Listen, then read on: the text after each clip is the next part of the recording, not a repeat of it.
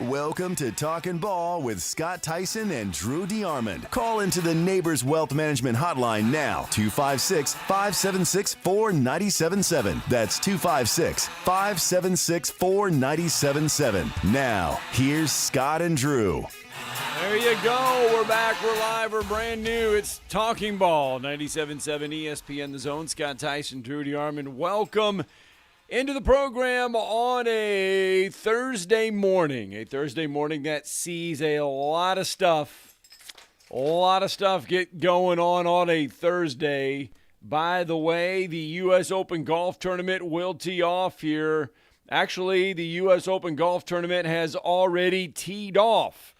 The 124th edition of the U.S. Open has already teed off, and I can tell you right now we've got 5 golfers at 1 under. One of those just so happens to be probably the greatest golfer of all time, Tiger Woods. He is 1 under after 1 hole. Maybe that 29 under was maybe it was, or excuse me, the 29. Shot 29 on the back nine on a or front nine or back nine. Yeah. Half the course. Yeah, 9 he played holes. half the course. Yes. Maybe the 29 was legit. Who knows? Yes. Tiger Woods, Matthew Fitzpatrick, Omar Morales, Seamus Power, and Thomas McKibben. They are all 1 under. I do know this. Kyrie's cooked, as the terms used. Yes, in reference to Boston taking a commanding 3-0 lead in the NBA Finals with a road win last night over Without the Dallas Porzingis. Mavericks. Yes, and AKA a Luka made of Doncic glass. fouling out With 4 minutes to go. Yeah. And couldn't believe it. But of Yeah. course, he can't guard a lamppost. He's a great player, but he doesn't guard.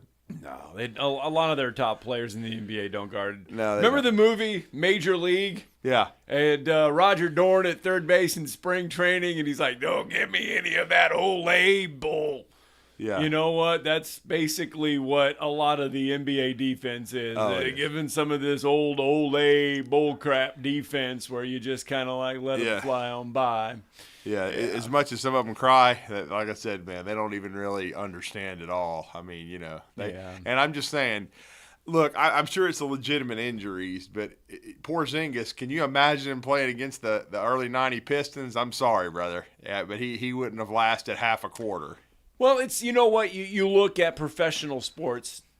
In the NFL, they have And he doesn't think that's a foul. Are you kidding me? When you grab a guy and throw him on his chest, It's and foul. it's Yeah. not a foul. But I'll say this, though. In the NFL, the NFL has made rules to really cater to the offense. Try to make more, open up the game a little bit. The NHL has done the same thing. The NBA has kind of done the same thing as well, where they have taken away a lot of the defense in the game to try to open it up and make it a more offensive style of the game. I'll just say Whereas this, in the mid-'90s, or early 90s, late 80s, early 90s, even through the it 08 was Celtics. all defense, and then you had really good offense. But it was a lot. A lot of people sit there, and Michael Jordan was one of the best defenders in the NBA. Right. Great, one of the best offensive guys as well. But he played defense. Right, and don't get me wrong. I at one time I thought it was too physical, but they've gone way too far in the other direction. No, yeah, they have put the spectrum. Yes. I agreed. mean, you don't even 106-99 the final. Celtics over the Mavericks. They now lead 3-0 in the best of 7 series in the NBA Finals. Yeah. So and I like fouls Luka's out game, for the first man. time in 48 career playoff games. But I'm sorry, I'm sitting here watching it.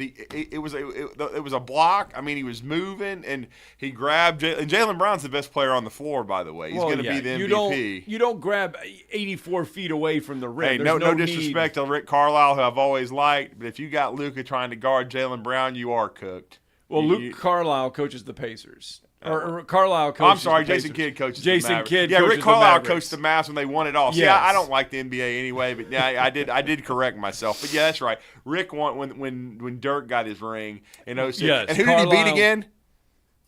Who did he beat? Was it the Heat? Yeah, in the Dome. Yeah, that's who he beat. I wanted to make sure. That was the first year. The answer. That was the first year of the super team, and they fell on their face. So yeah. All right. So that's a foul. No, it is. We're watching the highlights right now. I mean, I'm sorry. That's a foul. You should have just let him go, bro. But, I mean, that's a foul. And just because you're Luka Doncic, and I love your game, but you don't get that call. That's a foul. You're moving, dude. Okay. I agree. I'm sorry. You shouldn't have been fouling. Just because, I mean, there's somebody else. Y'all should have been I know it's an open court situation in a way, but you got to you got to have somebody else guarding him, man. All right, 256-576-4977. That's how we get you started this morning.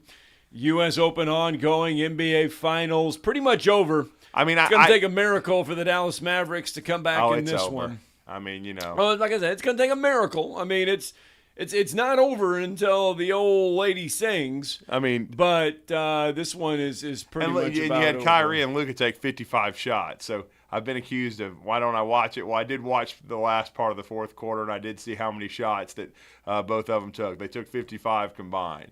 And once again, Kyrie had his best game of the finals, but he still didn't shoot 50%.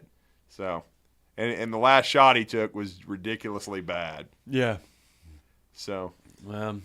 Add Matt Kuchar to the one-under club. There you go. There at the U.S. Open. It would be neat, though, if Tiger was a factor on the weekend, though. Yeah, no, it would be. I agree. Yeah. I agree. Tiger teed off on the back nine today, teed off on the 10th hole, as did Matt Kuchar. They both birdie number 10.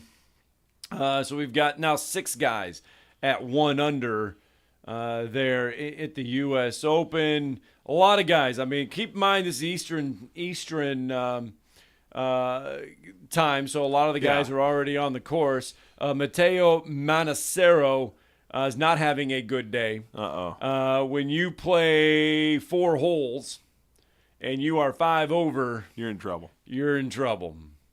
Yeah. You are not trending in the right direction. Hope he didn't rent a house. There's a lot of guys that are in trouble already. Yeah. There's a lot of guys that have got a lot of pluses by their names. All right, 256-576-4977. The other news, shortly after our show, it was announced the matchups for the SEC ACC basketball challenge. How far has basketball come in our state? No, really, and that is a very, very, very, very, very good point because Kentucky, face of the SEC when it comes to basketball, but right? New coach. Yeah, but new coach. But still, though, Kentucky is the face. And, they are. And every time these matchups happen, whether it was the Big 12, the ASEC, or whatever matchups they are, if it used to be the Big 10, the ACC. Right. Your cream of the crop teams, your blue bloods, so they try to match you up with somebody of your ilk. Yes. And for a while there in the Big 10, Michigan State would always get one of the big-time matchups there in the Big 10. A lot of times Kentucky. And they would always match up, yes. Yeah. Well, Kentucky now, going into the ACC Challenge this year, you're right, new coach and everything. Mark Pope. Kentucky does not have one of the premier matchups. Kentucky will be at Clemson. And Clemson lost some dudes. Right. Had a good team. Right. But really good team. Tennessee is the other one in the league. Yeah. Right now that went to the Elite is sitting near the top. You know, they've got to. They will host Syracuse. And that's interesting. They must really think, Red Autry is going to have a much better team in year 2 because, as we know, he's filling huge shoes because Jim Boeheim coached there for 50 years. The prime matchups, the two prime matchups in the league belong to Alabama and Auburn. There we go. Belong to Alabama and Auburn. Not in football. Not in football. Let that kind of sink in a little bit. That Alabama and Auburn have the prime matchups when it comes to the ACC SEC Challenge. Auburn will draw Duke. They will travel to Cameron Indoor.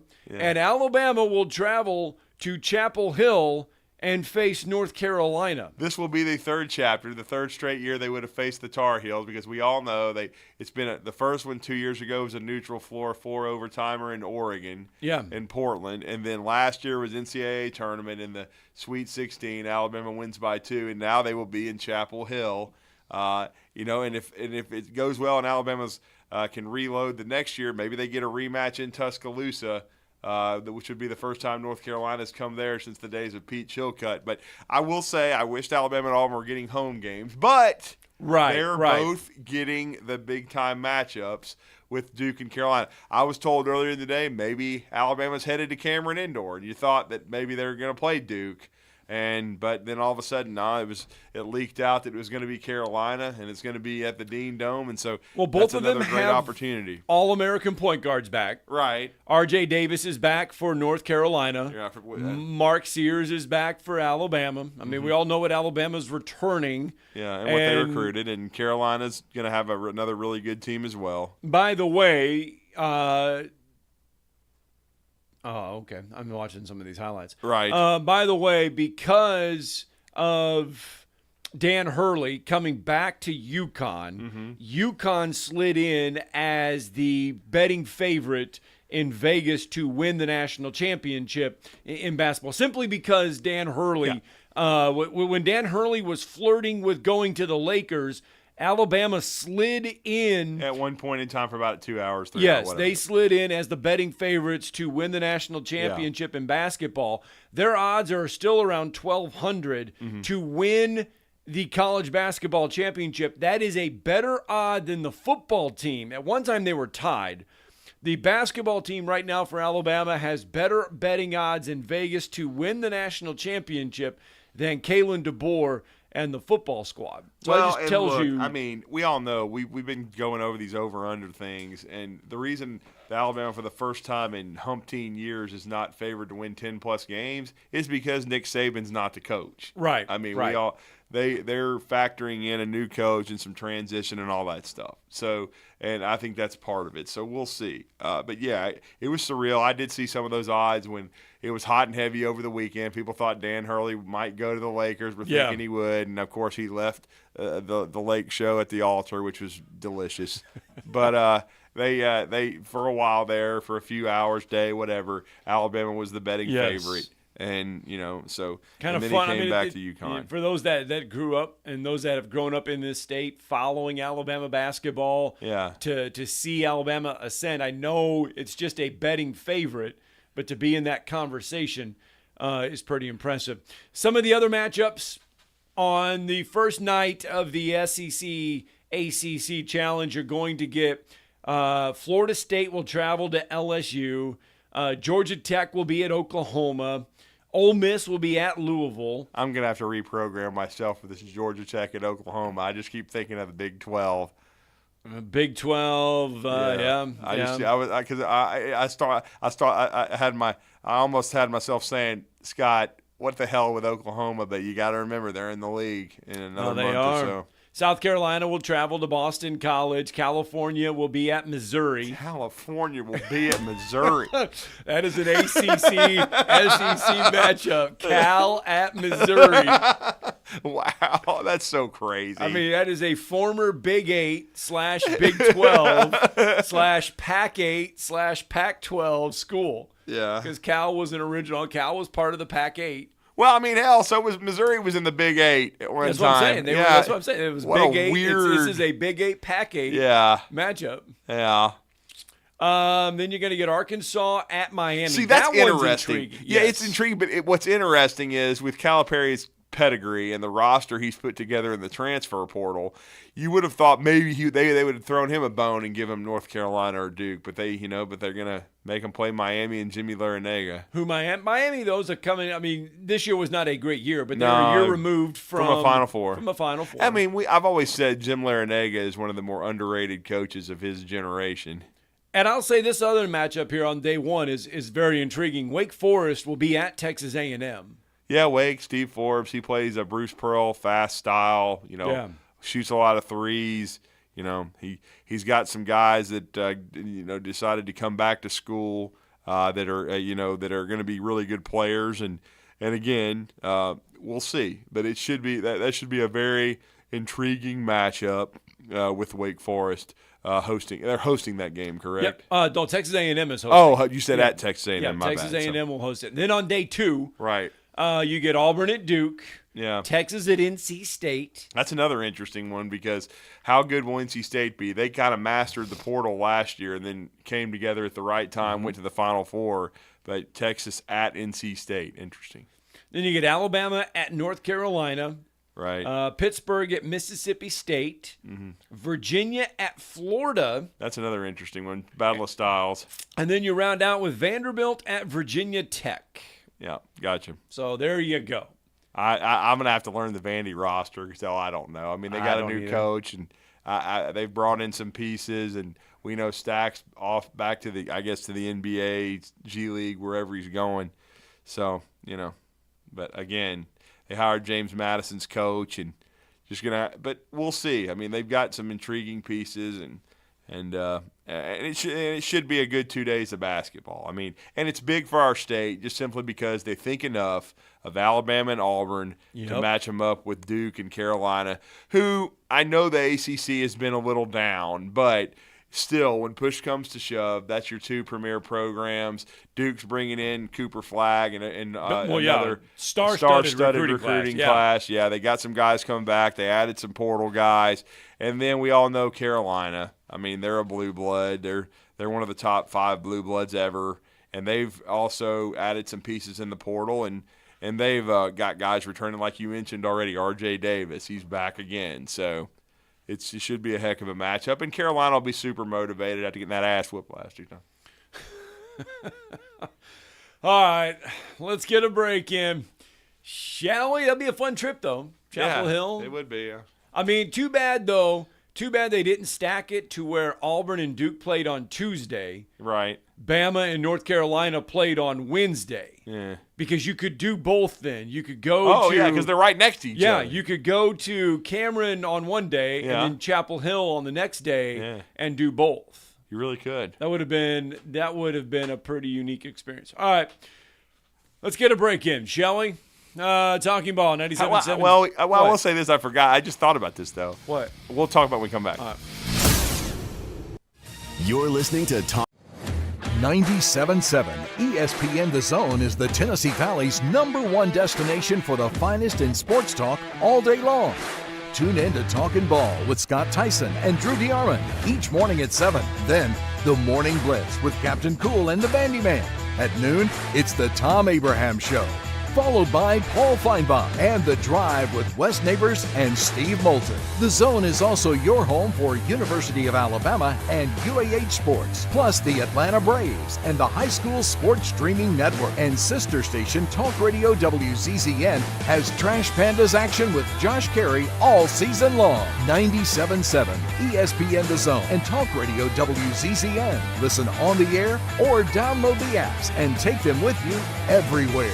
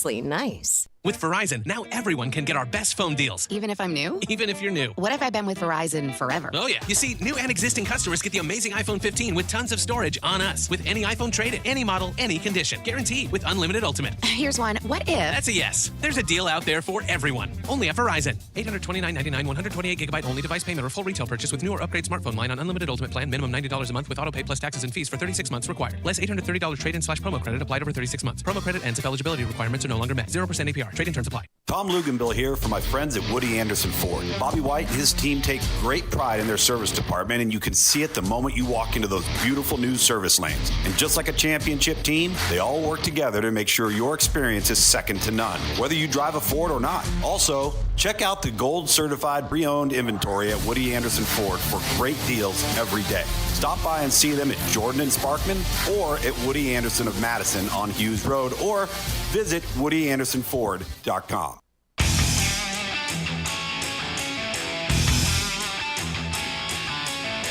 All right, welcome back. 7:31 on a or 7:21, not 7:31. Wait, you were thinking about how many minutes it is from Chapel Hill to Durham. Yeah, so from Cameron Indoor Stadium to Chapel Hill is 24 minutes. 24 minutes. So theoretically, and these will be on ESPN. That's what we were thinking about going to the break. These will be on ESPN. If they would stagger it right, if they would do tip-off times right, you could, in theory, take in, let's just say Auburn and Duke is up first.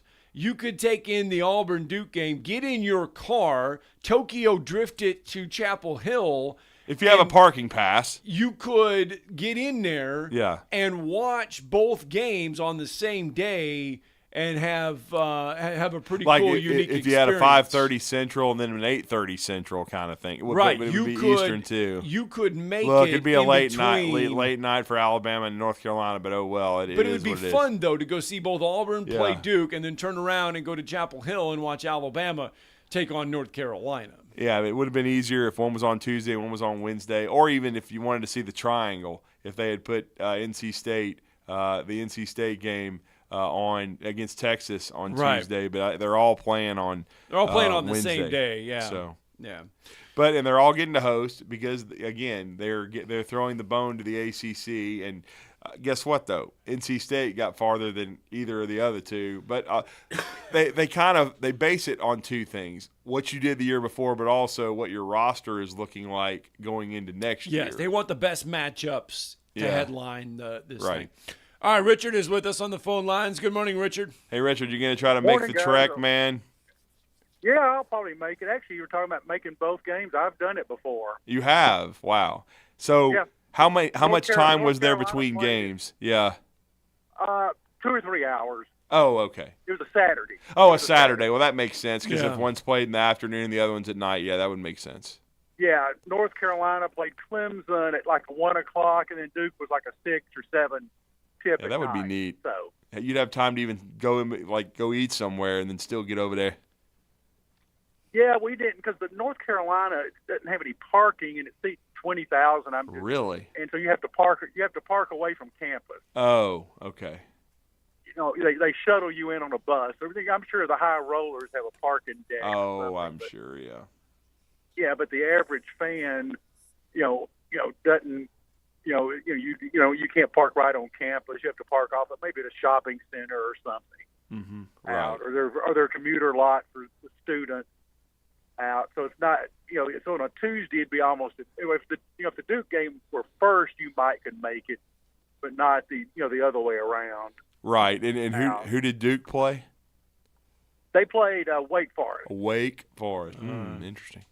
And actually, Clemson won for the first time ever, maybe at home, at a North Carolina home game that year. So pretty amazing. I think we even had to leave with a minute or two to go, just to, there was maybe an hour or two difference. But we wanted to, get the, more of the trip was about the Cameron that was North Carolina. It just happened to be, the same day out, and in North Carolina was not that good because the tickets were the bad seats were pretty cheap. Oh, interesting. Yeah.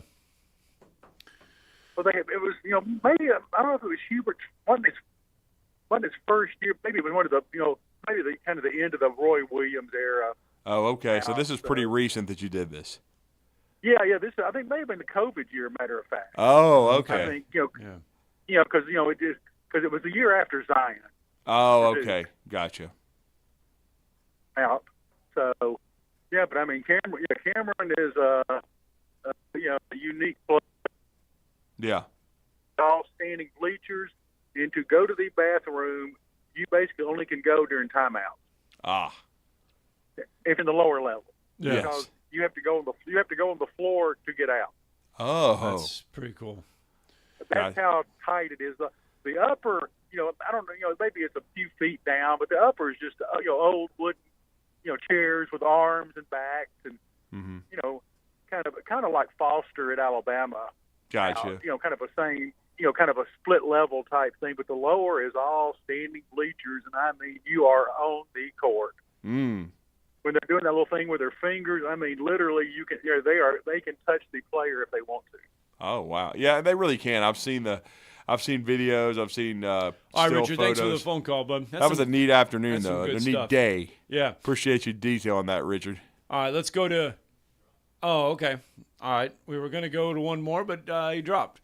256 Go ahead, call back. Yeah, 256-576-4977. You can get in on the program 726 on a Thursday morning. Let's see here. Do we got time? Let's go.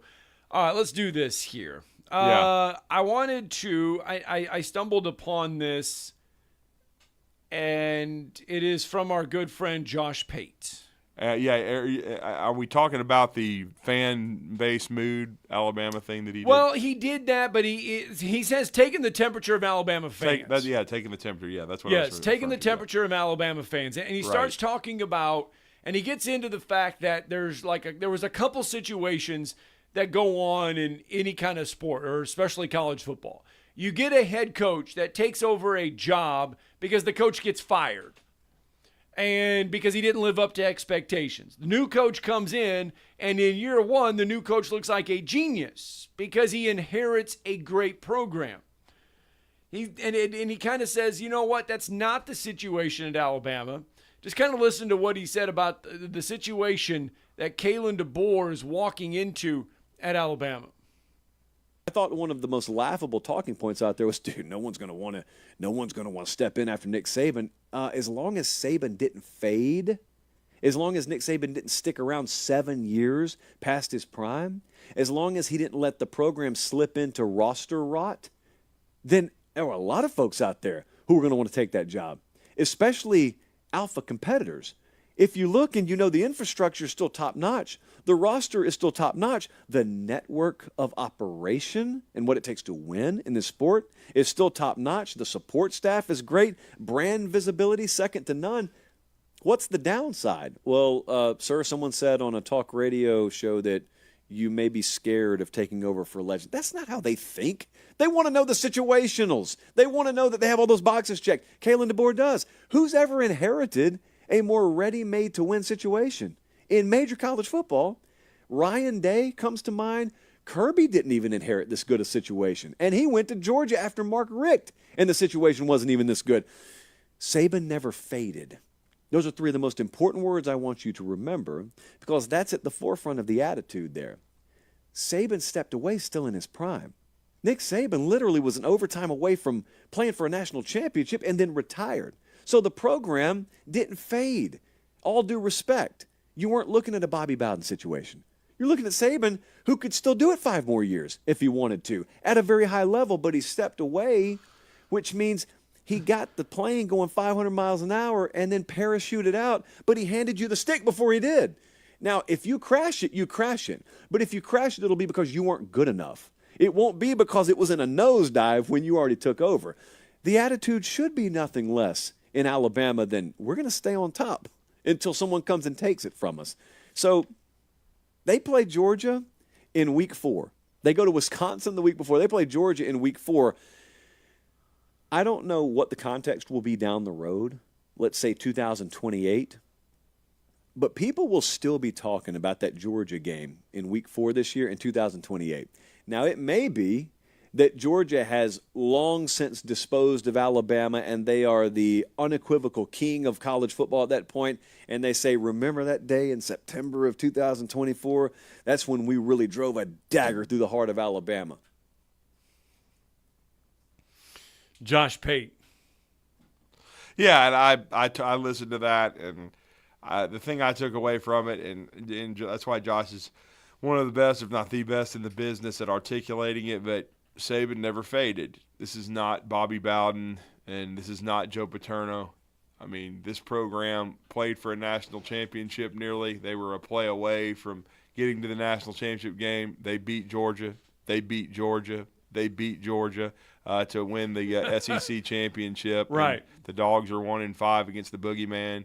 And now, DeBoer's in town, and there are people that they're psychoanalyzing the recruiting, and they're looking at stars, and they're saying that Alabama just can't possibly transition like this. Now, LSU could hire Brian Kelly after, Ed Ogeron did win a national championship, but the program fell apart because he's a buffoon. Right. But right. They hired Brian Kelly, right. and they think they're just going to keep on rolling, and they beat Alabama the first year, and it's, we hired a national championship coach. You did on the Division II level. He's never won one on the Division I level. Right. I mean, right. Kalen DeBoer has done as much, if not more, than Brian Kelly's done on the Division I level. So if Brian Kelly's capable of winning a national championship at LSU, why isn't Kalen DeBoer?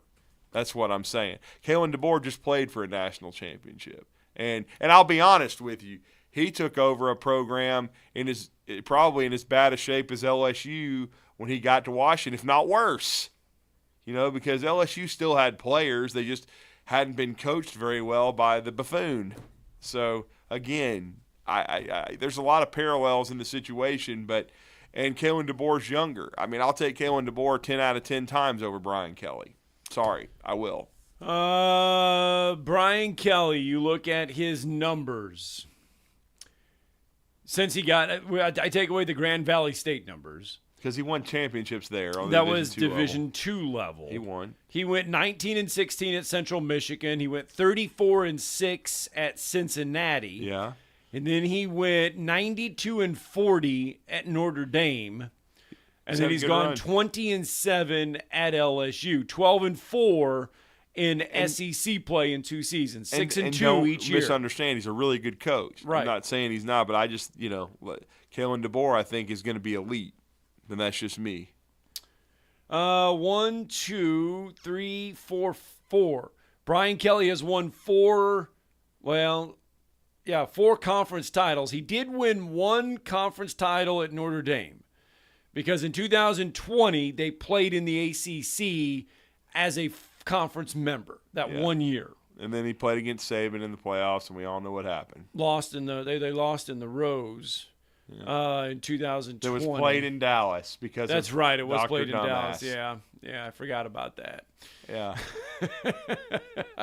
Honestly, I did. I did. Yeah. I forgot that they moved that one to Dallas because all the restrictions that Cal had on the bowl game. Oh yeah. Let's see here. Kalen DeBoer, 12-6 at Fresno, 9-5, 25-3 at Washington, 16-2 in Pac-12 play. Sioux Falls, he was 49-1. Mm-hmm. There, so their numbers are very similar. Yeah, because right, they both played. Numbers, they both coached and had a lot of success on the smaller college level, and then moved their way up. Yeah. Now DeBoer had to do more, work as a coordinator, like at Fresno State on the Group of 5 level, and then Power 5 level at Indiana before he got the head coaching job at Fresno, and then the head coaching job at Washington. But still, he earned his way up. So did Brian Kelly.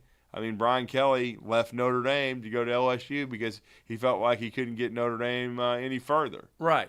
But you're right, though. If people say when Brian Kelly took over that job at LSU that, the expectations were he is going to win a national championship because he is that caliber of a coach. Now, they didn't say that his first year. I will say that. They just thought he could turn it around. Right. And but then when he beat Alabama unexpectedly, when they still had Wild Turkey as a defensive coordinator, and Alabama, had Bryce Young, who ironically, it's kind of funny. Bryce Young was a guy that he didn't win the Heisman that year, but he was a reigning Heisman Trophy winner. Because he did an amazing job playing injured. Right. But again, he beat Alabama unexpectedly, so they had championship aspirations last year. And Jaden Daniels made a huge leap. But the problem was, while they had been good defensively in Kelly's first year, they dropped off the table last year. And then they were just so bad that the only thing that kept them relevant and, where they had a good football team was Jaden Daniels in that offense. The offense was amazing. It was when you look at it production-wise, it was close. I don't think it was as good as the Joe Burrow unit, but it was close. And it had to be because their defense was historically awful. I mean, it was just maybe the worst, probably the worst. Most LSU folks that you trust say it was the worst they've ever had. No, it was bad. It was bad. So, but again, I think there's a lot of parallels, and that's what's going to be interesting to me for Kalen DeBoer's first year. How good will Alabama be defensively? Because, Nick Saban – because, look, I know Golding was the DC and then they changed back to Kevin Steele, but everybody knows Coach Saban had a heavy hand in the defense. And Alabama, while they did slip some, they were still really good on defense. Always. They never – talking about not fading, they never became horrible on defense. Let's see how Kalen – now, we expect Kalen DeBoer to have an impact offensively, but how good will Alabama be defensively under Kane Womack? That's kind of everybody's wonder, I think. It is. And there's a lot of questions there. But that is why we get to play the games. And it'll be interesting when we get to SEC Media Days in July, a little over a month from now, what the conversation will be and how it's going to be centered around Alabama. Let's get a break in, shall we? Talking Ball, 97.7 ESPN The Zone. 97.7 ESPN The Zone is the Tennessee Valley's #1 destination for the finest in sports talk all day long. Tune in to Talkin' Ball with Scott Tyson and Drew DeArmond each morning at 7. Then, the Morning Blitz with Captain Cool and the Bandy Man. At noon, it's the Tom Abraham Show. Followed by Paul Feinbaum and The Drive with Wes Neighbors and Steve Moulton. The Zone is also your home for University of Alabama and UAH Sports, plus the Atlanta Braves and the High School Sports Streaming Network. And sister station Talk Radio WZZN has Trash Pandas action with Josh Carey all season long. 97.7 ESPN The Zone and Talk Radio WZZN. Listen on the air or download the apps and take them with you everywhere.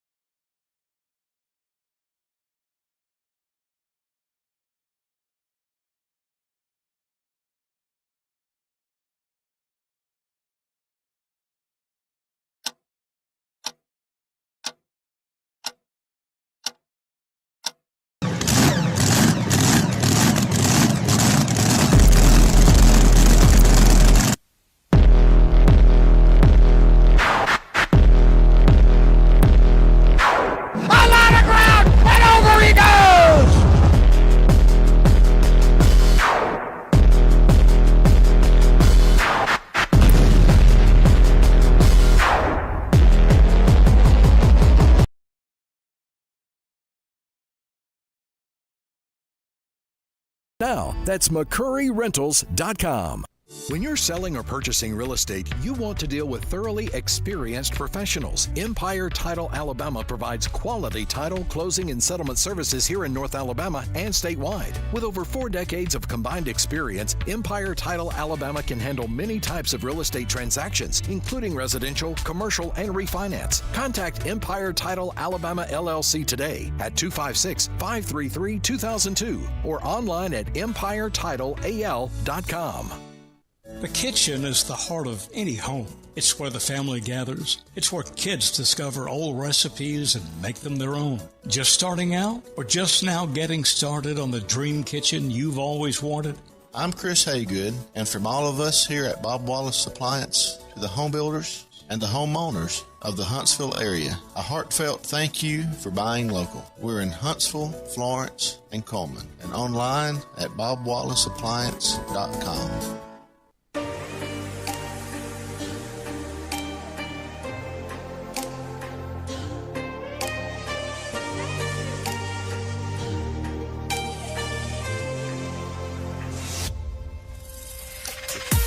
There you go. Welcome back. Talking Ball, 97.7 ESPN, The Zone. Scott Tyson, Drew DeArmond. Welcome back into the program. 256-576-4977. Had an interesting conversation there going into the break and kind of centered around Josh Pate, kind of talking about that Kalen DeBoer, that the temperature, fan temperature needs to be cooled a little bit about this. Kalen DeBoer walking into a situation. He's walking into a very good situation. He's not walking into a situation that it was in chaos. It's not a situation that was broken. It was not Mike DeBose. Yeah, he's walking into a very good situation. Now, on the flip side of that, you can say Kalen DeBoer is walking into a very good situation. He better not mess it up. No, I mean, look, it's like Josh Pate said in the piece. He said if Kalen DeBoer does not succeed long term, it's because he wasn't good enough. Right. Because everything is in place, NIL, facilities, whatever. He's got whatever he needs. He inherited a good roster. He kept Ryan Williams in the fold. He's going to have a chance to win at the highest level. There's no question about that. Alabama gives you everything. Like, in the past, when Tim Brandblow and other people said that Alabama was a program of the past and nobody wanted to go there and they couldn't win at the highest level, it's because of the Mike DeBose fiascos and things of that nature, man, and Mike Shula, because the results were mediocre. That's not what it is now. And they didn't have a president that was, the greatest in the world. Maybe the athletic director, there was a vacuum there, even though when Mal Moore took over, at least he upgraded the facilities and things of that nature. And then he put the groundwork in place to hire Nick Saban. But the athletic directors in front of him, I mean, it was just not good. And so everything in the infrastructure is good. President Stuart Bell, athletic director Greg Byrne, you have everything you need to succeed. You know what I'm saying? And right. There's no excuse. And then that's why Kalen DeBoer said, I'm not afraid to follow Nick Saban. You get everything you need at Alabama to win. Now, you can win big at Washington. He proved that. But again, they were about to move to the Big Ten. So you're going to have to, you're going to recruit, but you're going to be playing in colder weather cities. And to me, some people might think the Big Ten's the best league. It's not. Don't really give a rat's what if they're paying more money than the SEC. It ain't. And I know. Michigan's the national champion. Congratulations. They won it all. Okay. Right. But the SEC is dominated for the most part. And I still think they're going to. And if you want to go to the best league in the country and measure yourself and see if you are a Hall of Famer, going to the SEC is the way to go. I mean, look, man, Urban Meyer got run out the league. You know what I'm saying? Because Nick Saban drove him to the brink of insanity. Now he went to the Big Ten and he won. He won big. He won big at Ohio State. But he made himself insane there. Yeah, I mean, well, the thing with Urban, hell of a coach, but he just couldn't feed the beast. He had trouble sustaining it and keeping it between the ditches. That's the problem. You know what I'm saying? And that'll be interesting to see. That may be why he never coaches again. I was just going to say, is that you think that? I mean, I still think he would have been a better. He knows his own demons. I still think he would have been a better fit than Lincoln Sharman. Okay, at USC. Because his teams always played defense. His teams are always physical at Florida and Ohio State. And then if you're moving to the Big Ten, he would have already understood the Big Ten. Moving if you're SC and you're going from the Pac-12 to the Big Ten, he already knows the landscape. I still think if you could have talked him into going, it would have been. But of course, Herb.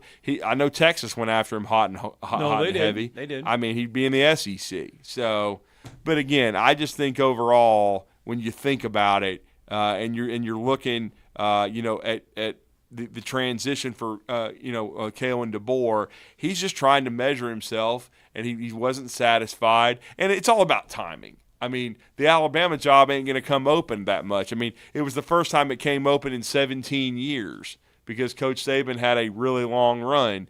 And if you don't take it now, that's a rarity in college athletics, by the way. If you're Kalen DeBoer and you don't take it now, you might not have the opportunity to take it again if Alabama had made a good hire. So if Kalen DeBoer had a long-term extension like Dan Hurley on his desk at Washington for about $9 million a year. He decided not to take it. He went to Alabama. Dan Hurley, he flirted with the Lakers, realized he didn't want to coach LeBum and his overrated son because they're probably going to have to draft him, and he decided to go back to college basketball. And, he probably held UConn's feet to the fire a little bit. He had an extension on his desk, probably wants it a little sweeter. Give him more money, make him one of the top 2 highest paid coaches in college basketball, and let the Lakers keep losing. Everybody loves the Lakers lose. I do. Oh, I saw this. It just kind of made me laugh. And you bring up Lincoln Sharman. College football teams with the most unranked finishes after being ranked in the preseason since 2010. You know who leads the way in that?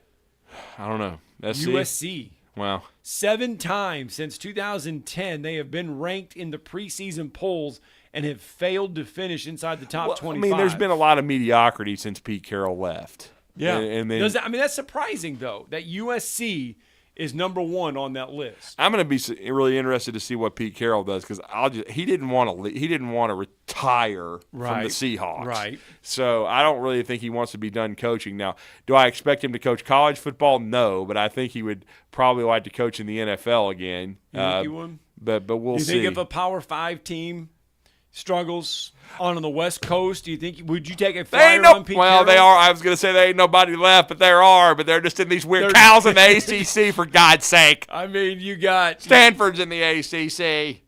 Yeah. Good Lord. Yeah. Still got to get used to that. Thinking Cal is in the ACC. Man. Nothing screams Tobacco Road like Cal. Let's go to Cal Berkeley for a road trip. I mean, at least Christian Swears did that. He did that with his boys. They went to watch Cal, lose to Auburn. Yeah, but still, though, nothing screams. Yeah. Nothing screams good old Tobacco Road. Nothing. Let's throw in Cal. Hey, let's throw in SMU in that too. Well, yeah, I forgot. Yeah, SMU's in the ACC now, not even paying. Remember? Yeah. No, I think they're actually going to get money. I think they've worked it out. I think they've decided to give him some money. Are they going to give the ACC a gold Trans Am? It's legal. Well, Texas A&M did that. I'm sorry. You know what? Why doesn't Eric Dickerson? Why doesn't the SMU football team sue the NCAA? You know what? He should have kept that car in really good shape, and they should have that in their museum now since it's legal. But if the NC State basketball team is forming a posse to sue the NCAA right, because of all this name, image, and likeness of taking advantage of all this, why doesn't the SMU players sue the NCAA and be like, wait a minute, we want a apology or reversal from the death penalty? I'll give you a classic story. I was just on the drive last week, and Wes was talking about his days in the Sun Bowl playing against SMU. That was during the Ron Meyer days and the Pony Excess, whatever you want to call Express. It. Well, Excess is more like it. But anyway, yeah. And he's the center, so he's having to block the nose guard. They had a nose guard, Michael Carter. He was an All-Pro and a future NFL player, and they injured him, knocked him out the game. They put in Jerry Ball. He barely played. Jerry Ball, everybody knows Jerry Ball played forever in the NFL. He told Wes when he went to the NFL later, they played in the Japan Bowl or whatever. He said, man, I had to take a pay cut to go to the NFL. Let's get in LC real fast before the break. Good morning, LC. Good morning. Good morning, guys. Love the show, and I enjoyed this college football talk about the different coaches. And I really think Coach DeBoer is going to do a great job. But this is just a quick question. I'm going to hang up and listen. But I'm from Nashville, and these Tennessee fans were dancing in the streets when Coach Saban retired. They think, just like Georgia thinks, well, we're going to be on top now.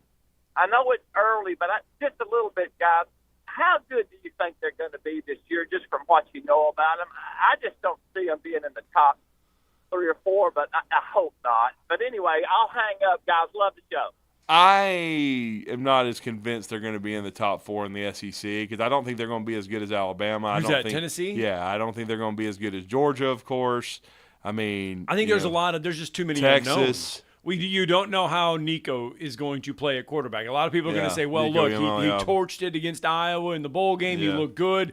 Iowa mailed it in that bowl game. Iowa didn't have half of their team. They didn't care. The offense was atrocious. You kick a field goal, you're going to win that ball game anyway, 3-0. I don't think we know a lot about Tennessee. I just don't think we have any unknowns. Are they better than Texas? That's Are they better than Georgia? I don't think so. Are they better than Alabama? I don't think so. So now you're already at number 4. Yeah. In the spot. And we could go down the list. Are they better than LSU? That's a question. It's going to depend on a couple things. Nussmeier and then how much defensive improvement that LSU has made. Are they better than Ole Miss? I would say no on paper. So now you're down to 5, potentially 6. That's what I'm saying. So I'm not even sure they're going to make the playoff. And I sure hope not. Let's get a break in. 256-576-4977. That's the number to the phone lines. You can join the program here in a minute. 97.7 ESPN The Zone is the Tennessee Valley's #1 destination for the finest in sports talk all day long. Tune in to Talkin' Ball with Scott Tyson and Drew DeArmond each morning at 7. Then, the Morning Blitz with Captain Cool and the Bandyman.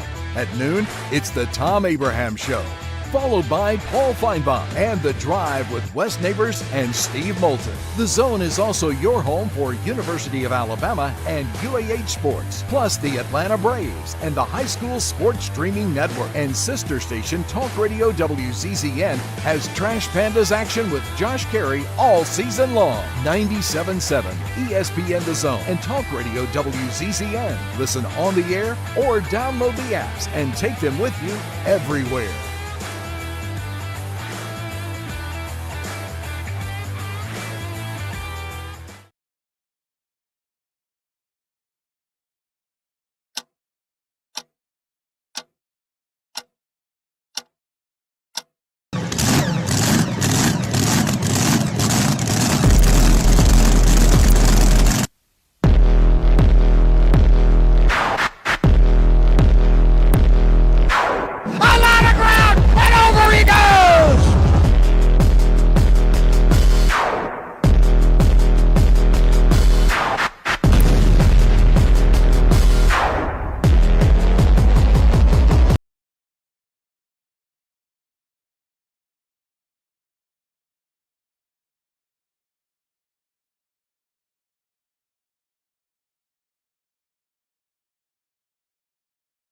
Mexican food is Corralejos Mexican Grill in Huntsville. Check out their reviews on Facebook and you'll see what people are raving about. Enjoy drink specials all day Monday through Thursday, like house margaritas for $3.99 and 12-ounce drafts for $2. Even vegan-friendly entrees on Monday starting at 5. Bingo every Monday night too starting at 7. Corralejos Mexican Grill, 1658 Old Monrovia Road in Huntsville. Follow them on Facebook and Instagram to stay updated on their specials. What's happening? What's happening?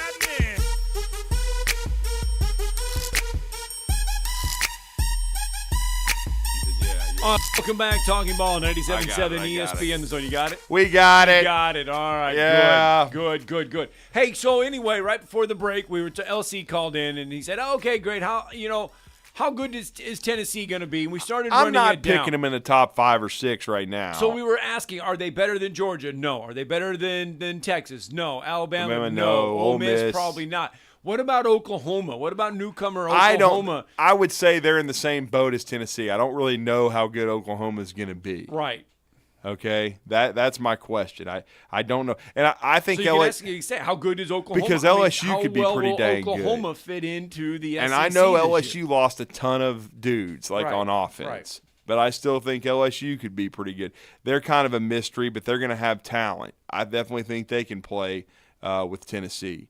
We'll see. I mean, and I know a lot of people have Florida being bad, but what if Florida's, vastly improved? I still think some people are. I think Florida's going to be vastly. Down. Florida could be vastly improved, but their schedule is so brutal that it may not show how good and how improved they What about really Kentucky?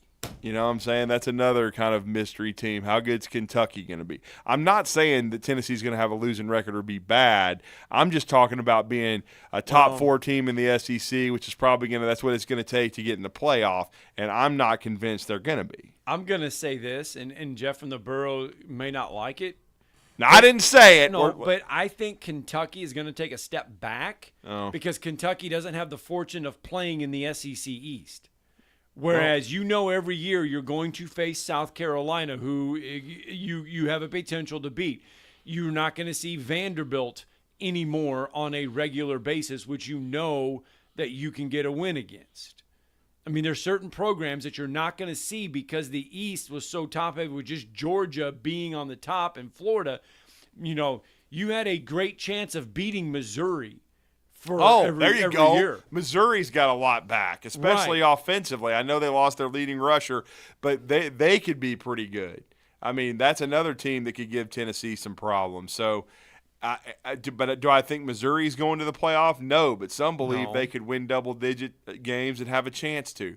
I think that they're going to be right there in that mix with Tennessee, below the top 4. I just peeked at Oklahoma's SEC schedule. Yeah. So they have Tennessee on September 21st. Right. Okay, then they have Auburn. They have Texas, South Carolina, Ole Miss, Missouri, Alabama, LSU. Yeah. I mean, that's a pretty tough portion to fly through. It is. That's not going to be a tough league.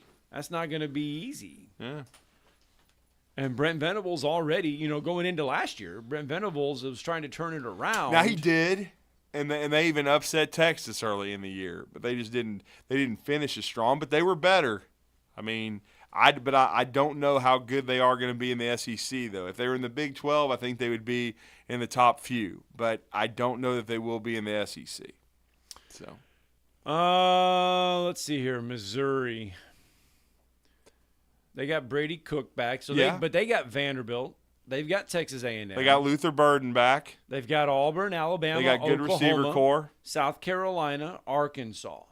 That's what they had. An underrated defense, but they did lose their coordinator, I believe, to LSU. So they've had to reconfigure their coaching staff, right? Which makes you a little nervous on the defensive side of the ball. But but Elijah Drinkwitz, they took a huge step forward last year. Would you hitch your wagon to Missouri or Kentucky? I would say Missouri on paper right now, but I do think Kentucky is annually underrated, so we'll see. Go Cats, beat the Vols.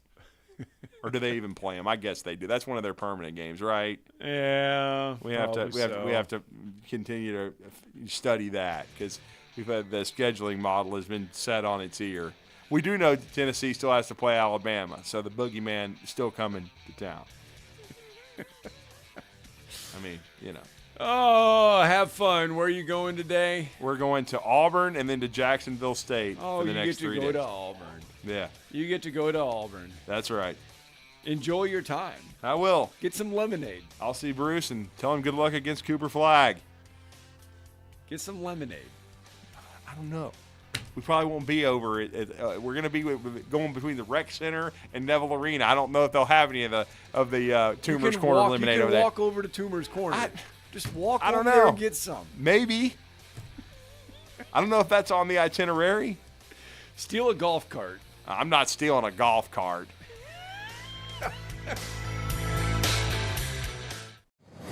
97.7 ESPN The Zone is the Tennessee Valley's #1 destination for the finest in sports talk all day long.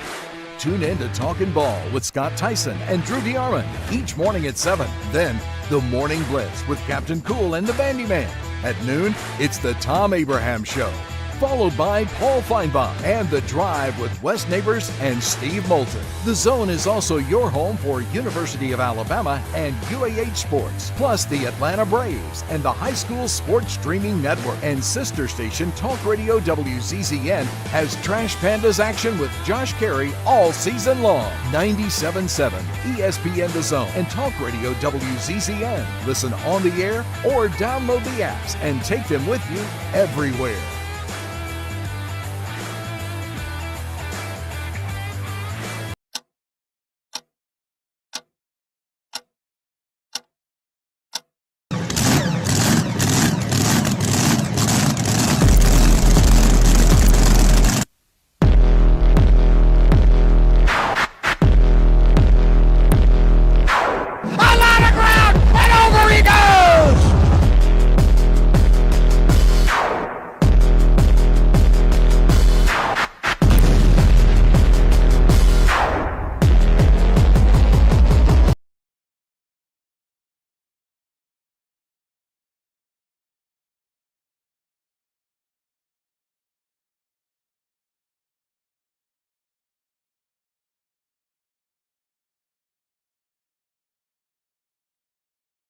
at sportsmedalabama.com.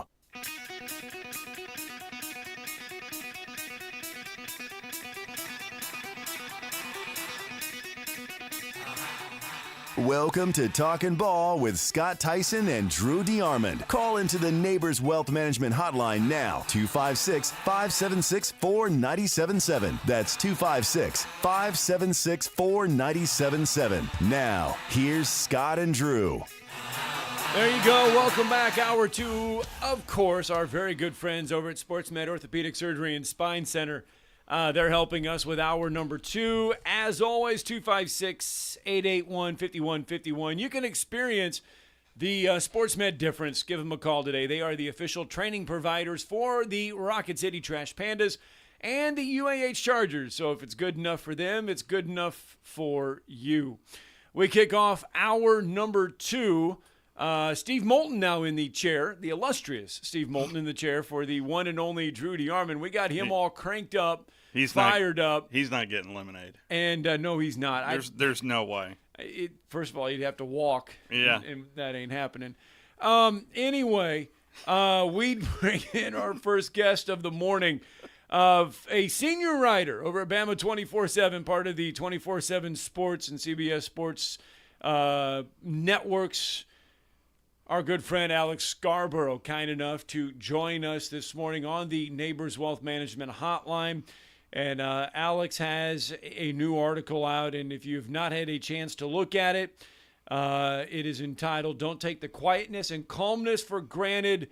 Alabama's Kalen DeBoer is Anything But Normal." I'm going to talk to Alex about this article and more with Alabama. Alex, welcome in this morning. Good morning, fellas. How you doing? We're good. We are doing good. You had a chance to one of the things about getting to know new coaches is really getting to know new coaches, and we get so ingrained and got so used to Nick Saban, day-to-day things with Nick Saban, how he operates, how he is and everything.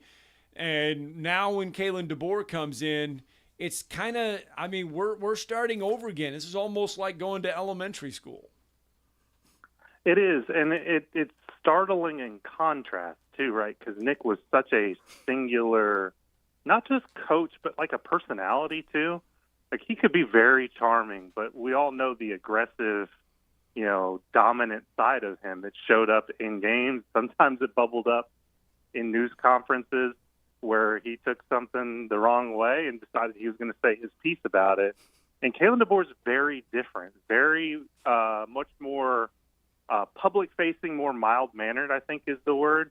That's why, when I was reading a lot of the initial stories, national writers come through Tuscaloosa, get 30 minutes an hour with Kalen and write their piece.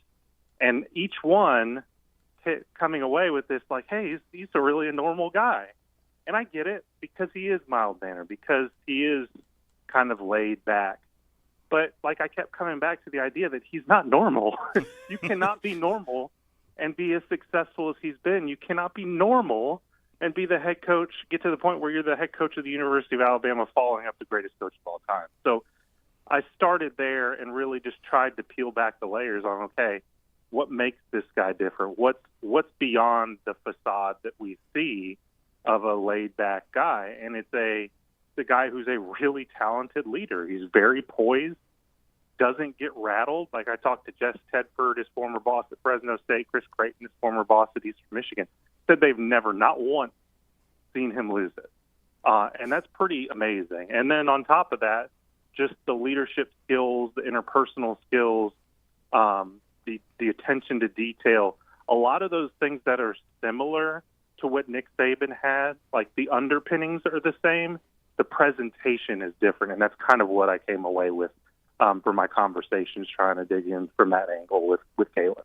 Alex, I had the opportunity to cover the spring meetings down in Destin, and of course Kalen spoke, and the first impression I got was that the old adage of comfortable in your own skin, I think, gets a little overused, but he was just, it felt like it was his third or fourth spring meetings. He was just so comfortable with that room and how he took it. It just it impressed me. Yeah, there are two things there, and I want to start off with, again, the thing that's behind that, which is a guy who, when I met with Kalen, it was 3 or 4 days before he was supposed to, it was the week before he was supposed to go down to Destin. And at the end of the conversation, I joked with him. I said, make sure you get down to the beach at least once, because they trap you in these meetings. And he stopped me. He goes, okay, you need to tell me everything I need to know about Destin. Like, he was wanting to know, okay, how many media are going to be there? What's the setup? Like, just what should I be prepared for? And that's, I don't know how many coaches would necessarily stop and think about that, like the granular level of it. Yeah. So there's that, but you're right. He is comfortable in his own skin, and he would not be a guy who I think, look, I don't know what the results on the field are going to be. I have a feeling they're going to be good. His track record is what it is. But I think in a way he's perfect to follow up Nick Saban because of that demeanor.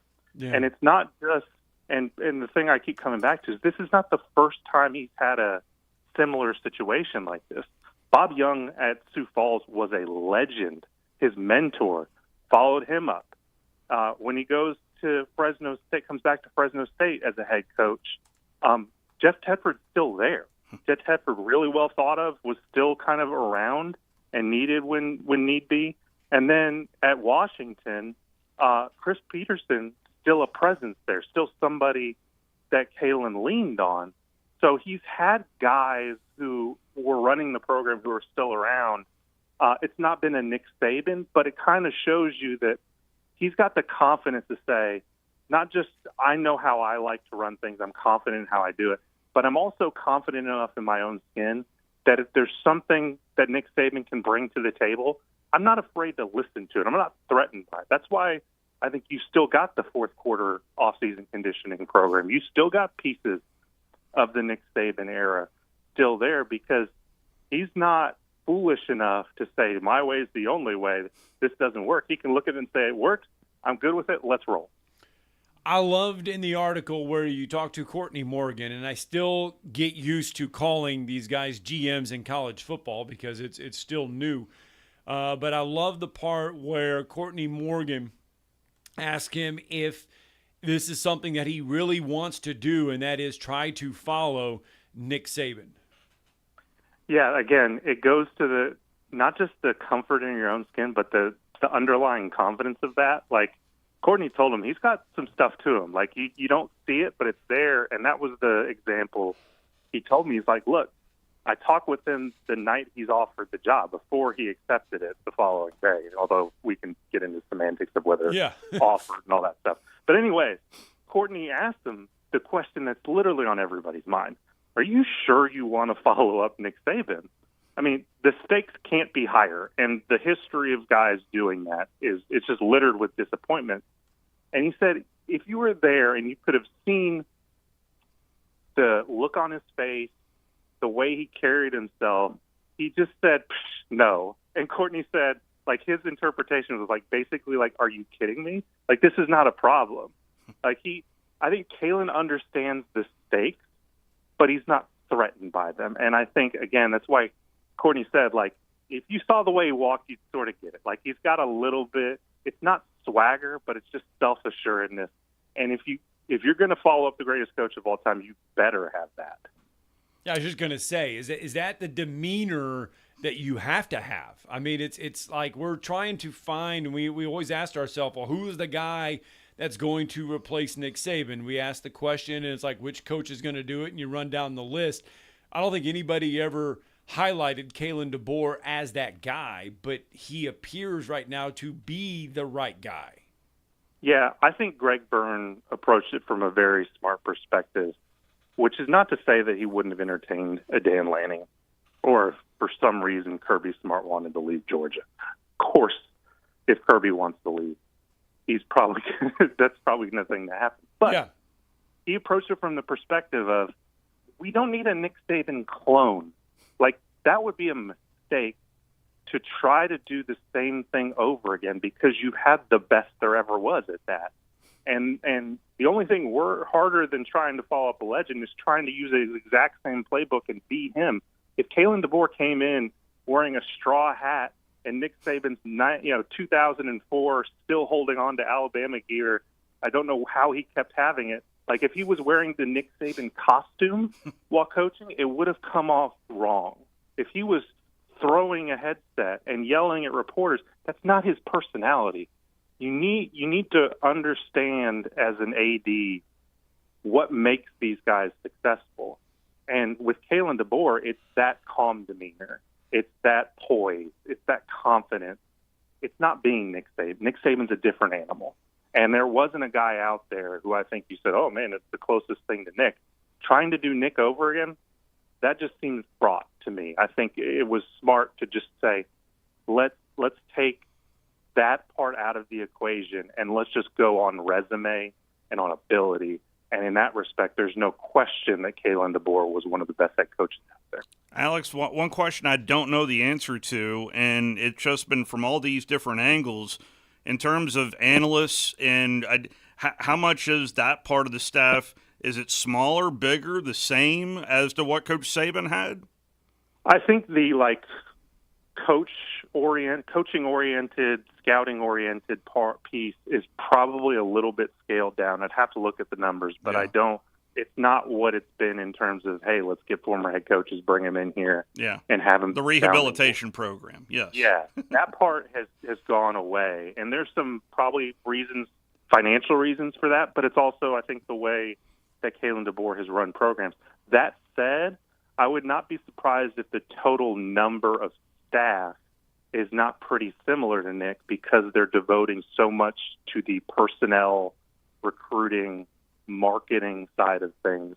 This is a staff that really, I think, understands what they need to be in the era of NIL, specifically like beyond the just traditional recruiting part. And that's why you're seeing a little bit more social media presence, a little bit more produced content. And that does take man hours. So I think there are probably fewer analysts. They're still there, but it's not the same. And it's just resources being put in different areas that I would argue in today's game is probably a wise decision if you can't have both. Well, I mean, it's a new day, too, for Alabama fans because you're not used to seeing a coach on social media, period. And you've got Kalen DeBoer on Instagram, Twitter, and everything being very active. Yeah, it's a new day. Now, I'd wonder how much of that he's actually manning himself, knowing how these things typically work. Right, right. At the same time, not afraid of like Jeff Tedford told me that. Like, he was a guy one of the guys on staff who was thinking about social media, the way that relates to everything. Wow. And it was a very small moment, but I remember one of the first couple of press conferences, Kalen was asked about like creative media or something like that. And he knew the name of the guy who ran that department, like right off the bat, and said he was a great guy. I know this, and this about him. I don't know how many coaches that's on their radar. So I thought, again, when you're thinking holistically, he does appear to have that kind of 10,000-foot viewpoint where he knows why that's important. I don't think we're going to see him posting memes and going in the Lane Kiffin vein of social media. At least I hope not, because that'll be a little bit too much as a reporter. But it's something is different than nothing, definitely for sure. So you're telling me he's not going to pick up a guitar and start strumming it like Drankowitz? Is that what you're telling me? I don't see that, but these coaches will do anything for a recruit. So I don't know, maybe they got the NASCAR, they got that car done, so maybe you see him behind the wheel doing donuts and Bryant Denny for a 5-star. Who knows? Oh man, that's good. This is a great article, and I'm sure. I mean, every time you write something like this or come up, you just kind of learn something a little bit more about the new head coach, and I think a lot of this. Too, Alabama fans are just curious as to how he is going to be on game day. I mean, we talk about off-the-field stuff now, but I think the next question is, what is game day going to look like? And that's what a lot of Alabama fans want to know. Yeah, it's going to be different. And that part is probably going to take some adjustment where if things go wrong, not seeing fireworks on the sideline because the filter for Nick when he was angry was basically non-existent, and he was going to spike a headset and yell at whoever he needed to yell at, and that's how he did it, and it worked.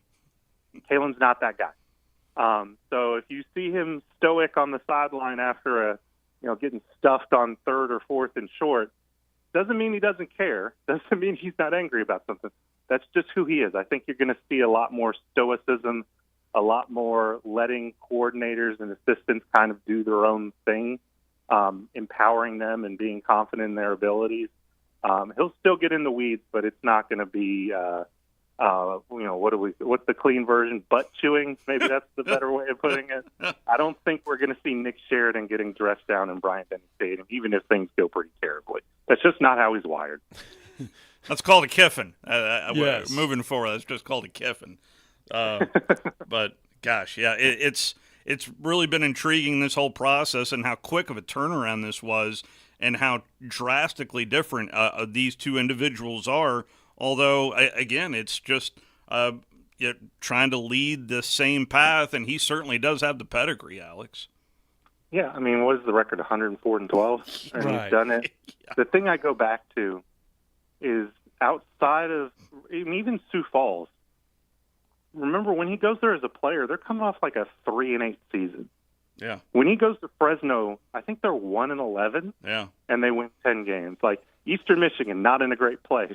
Indiana, not in a great place. Like, he has a history of going to places and helping to turn them around. Now, this is not a place that needs turned around, but it also gives you confidence that he knows what it looks like. Again, the vibe is going to be very different, but the resume and the ability is definitely there. It's just a matter of, how quickly can you meet expectations, because we know what this place is going to be like if they do lose a couple of games early and the murmurs get there. I think he's got the demeanor to weather that storm, but that is the one thing left to see. What does it look like on the football field, and does it translate to the SEC? They beat Texas and they beat Oregon a lot at Washington. So there's reason to have confidence that it does translate. It's just a matter of how quickly. And Alex, great stuff. Let everyone know how they can find more of your work. Yeah, you just go to the alabama.247sports.com. I think we're still running a promo. I think we're always running a promo. So if you want to join and read stories like the one we talked about, I really encourage you to do that. We got a great staff: Mike Rodak, Kirk McNair, Cody Goodwin, Brett Greenberg. It's a great group, and there's stuff on there every single day. So I feel like I'm biased, but I think you get your money's worth. So really encourage everybody to check it out. All right, thanks. Countdown to Media Days continues. Yeah, don't tell me. I'm not ready for it. How many times are we going to hear, Coach, are you fearful of a lawsuit? Anyway. Yeah. Thanks, Alex. That's not happening at Alabama. Yeah. Correct. Yeah, correct. Thanks, Alex. Thank you, Alex. Let's get a break in. When we come back, Talking Ball returns.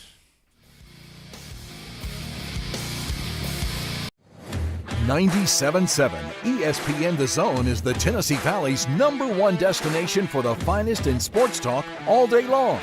Tune in to Talkin' Ball with Scott Tyson and Drew DeArmond each morning at 7. Then, the Morning Blitz with Captain Cool and the Bandy Man.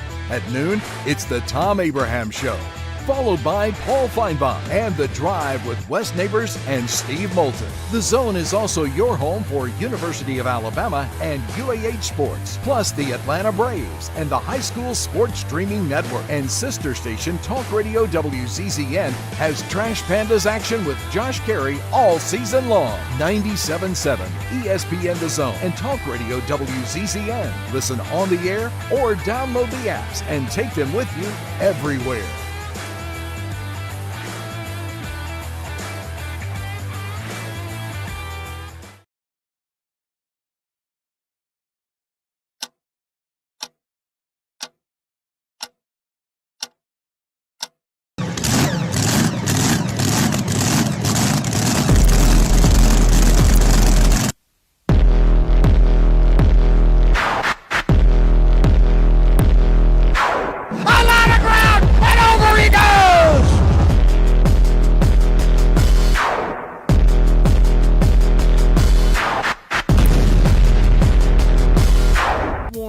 So get on over to Bill Penny Toyota today and experience Toyotathon.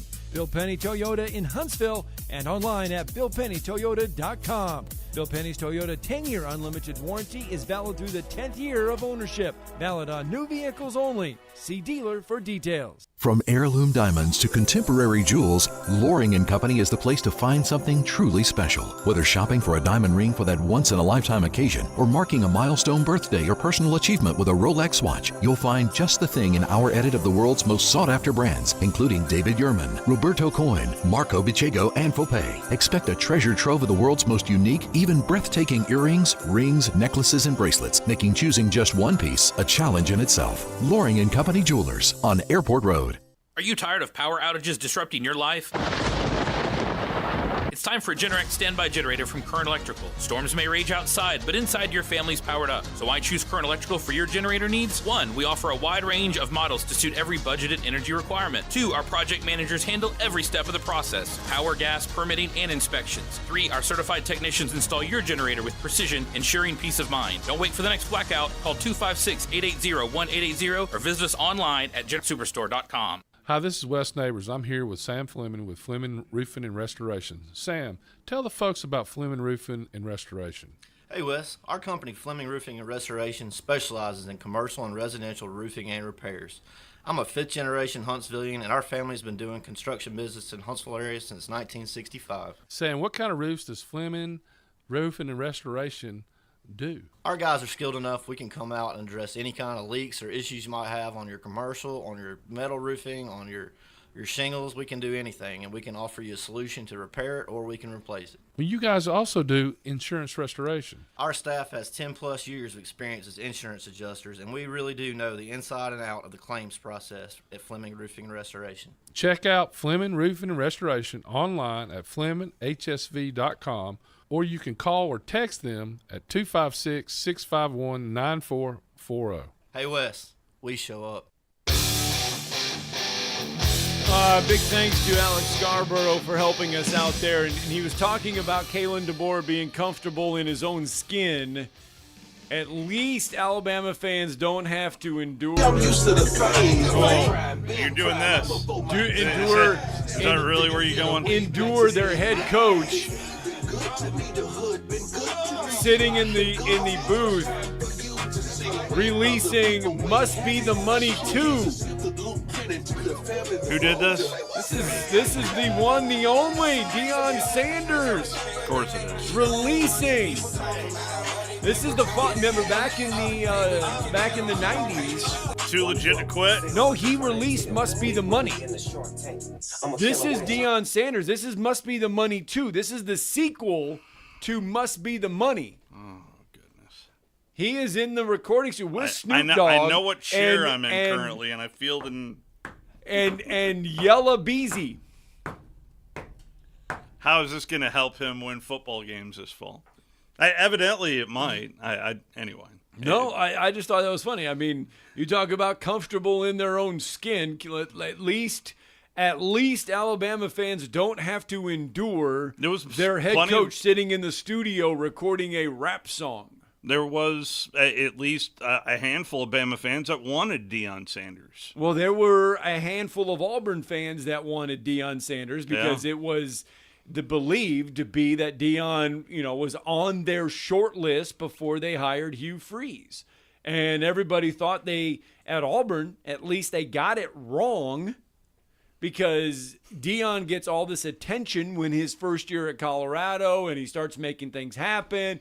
And Hugh Freeze is having slow recruits out of the gate. It's not like it's supposed to be. Deion comes in. He wins his first couple games. It's the excitement. It's game day. It's everything.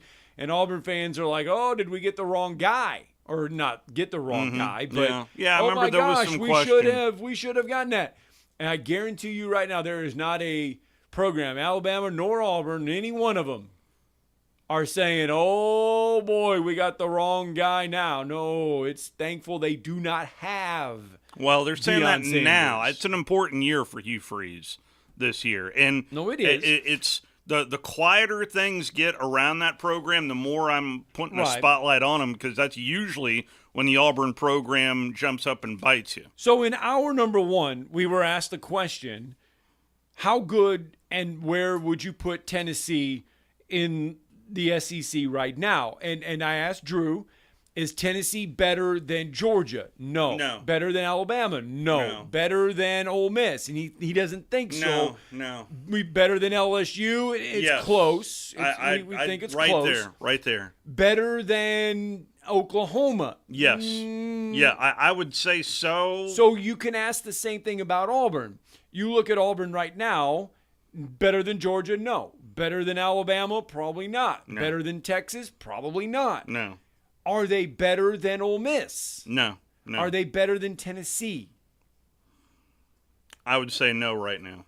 Okay, so now, because the SEC, because we don't have divisions now. No, that's and right. So it's when all you go to one SEC big Media crockpot. Days, it's going to be, oh my goodness, people are going to panic because they're going to say, oh my gosh, we're picked 9th in the SEC. Yeah, that's real. That's going to happen. We're going to be 10th. Yeah. But that's not bad. No. Because look, you've already got 4 spots. You've got Alabama, Texas, Ole Miss. You got Georgia and Ole Miss. There's 4 right there. And it's in Missouri's in the neighborhood. Right. So then you got, now we're 7th in the league. You're sitting there thinking the number is going to look bad, but it may not be bad. If you're Tennessee and you're picked 6th or 7th in the SEC, it's not bad. No. But it's just something you're going to get used to having to hear that you're picked. I mean, poor Vanderbilt is going to be 16th. Yeah. Vanderbilt is going to be that's picked the Vandy spot to finish 16th. And this is not the only year that they're going to be 16th. No, but just wrap your head. There's somebody that's going to be a decent program that is going to be picked to finish 10th or 11th or even 12th in the SEC. Maybe Kentucky. Being a decent program. Maybe Kentucky. Well, there's one program that South Carolina has dropped off a cliff. They're going to be 13th or 14th in this league. But yet they could finish with 7 wins. And I know it's an important year for Florida, too. And I was going to say, the Florida Gators have a brutal schedule. Yeah. But if Florida is, you're picked. People are going to panic. When fans are going to panic when they hear a double-digit seed. Yes, a double-digit seed that you are picked to finish 11th in the league. Yeah, they'll be 11th in the league. But I think Kentucky fans, if it's Kentucky, they'll be like, we're used to this. Think about Arkansas. Yeah, it's. Think about Texas A&M. Yeah. Where do you slot Texas A&M in all of this? Mike there's Elko what tier 1, tier 2, tier 3. You want to do the tier program? It's how many tiers are going to be shedding by the end of the season? Well, because you got like Vanderbilt. Because that's what I said. I said Kentucky. Mark Stoops has gotten a lot of credit for what he's done at Kentucky. Yeah, but he's got a first-year quarterback in the transfer of Brock Vandagriff. But he's also, though, had the benefit of being in the East. That's true. Where there were some guaranteed dubs, manageable wins. Yeah, you could manage a win against Missouri. You could manage a win against Vanderbilt. Yep. You could manage a win against South Carolina. Yeah. And if you were decent and you had great. You could get a Florida every now and then. Now, they've gotten Florida more often now than the last few years, and they have. You could manage to sneak a win against Tennessee. You were not going to win against Georgia. No. And every once in a while, they jump up and bite them. Every once in a while. But not since Kirby's gotten there. I think one time. But they've had the benefit of being in the East. Yeah, oh yeah. Now they don't have that. Yeah. And it's not a slight against Mark Stoops. It's just the fact that now you're going to sit there in Kentucky. Okay, you're going to be 9th in the league. You're going to be picked to finish 9th in the league. Yeah. It's not bad, but it's just the fact that we're now grouping everybody all together. And that's what we were talking about in hour number 1. It's like, okay, is Texas A&M, you or like Arkansas, is Arkansas better than Auburn? I think Auburn is better than Arkansas. Is Arkansas better than LSU? I've got a lot of big questions on LSU, especially defensively, and It can't be any bad. It can't be any worse than what they were this past year. That first game is a tone setter, I think, for LSU when they take on USC in Vegas. Mm-hmm. That really for both programs, it really feels like both programs could shift in a big way depending on the outcome of that game, in my opinion. But to answer your question, right now I think LSU's a tick ahead. Yeah, and LSU could be 6 or 7.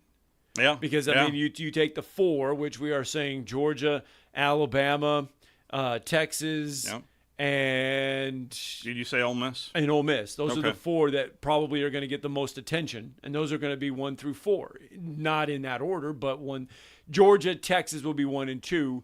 I would not be surprised if Ole Miss is 3. And Alabama 4. Yeah. And so then outside of that, then you start looking at number 5. Yeah, a lot of people are going Missouri 5. You got Missouri 5. And then LSU 6, maybe? I mean, or I'd put maybe Tennessee there. Okay. And then outside of that, I would put Tennessee at 6. Outside of that, then LSU. You could put anybody at 7, 8, 9, 10, 11, and 12. You could put Auburn in that mix. You could put Texas A&M in that mix. Yeah. You could put Kentucky in that mix. You could put Mississippi. I mean, Mississippi State's going to be near the bottom, I'd imagine. That's right. Yeah. Not a lot is expected out of Levy's team this year. All right, it's 8:30. Let's get a break in, shall we? Because when we come back, the College World Series getting ready to start in Omaha. You just went over the SEC ACC Challenge. This is another version of it, right? Yeah. This is the unintended version of this is the baseball version. Yeah. It's getting ready to start in Omaha. Pork tenderloins are on the docket. Rocco's Shot Challenge is underway. Who's going to win that big board? Yeah, Mark Etheridge. LSU ain't there. So, Mark Etheridge will fill us in next. 97.7 ESPN The Zone is the Tennessee Valley's #1 destination for the finest in sports talk all day long. Tune in to Talkin' Ball with Scott Tyson and Drew DeArmond each morning at 7. Then, the Morning Blitz with Captain Cool and the Bandyman. At noon, it's the Tom Abraham Show, followed by Paul Feinbaum and The Drive with Wes Neighbors and Steve Moulton. The Zone is also your home for University of Alabama and UAH sports, plus the Atlanta Braves and the High School Sports Streaming Network. And sister station Talk Radio WZZN has Trash Pandas action with Josh Carey all season long. 97.7 ESPN The Zone and Talk Radio WZZN. Listen on the air or download the apps and take them with you everywhere.